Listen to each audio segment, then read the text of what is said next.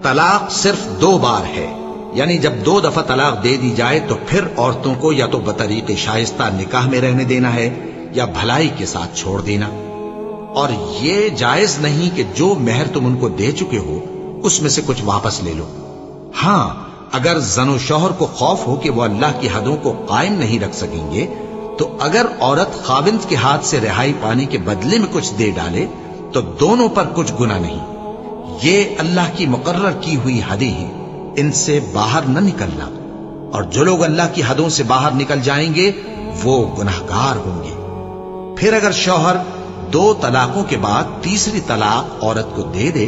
تو اس کے بعد جب تک عورت کسی دوسرے شخص سے نکاح نہ کر لے اس پہلے شوہر پر حلال نہ ہوگی۔ ہاں، اگر دوسرا خاوند بھی طلاق دے دے اور عورت اور پہلا خاوند پھر ایک دوسرے کی طرف رجوع کر لیں تو ان پر کچھ گناہ نہیں۔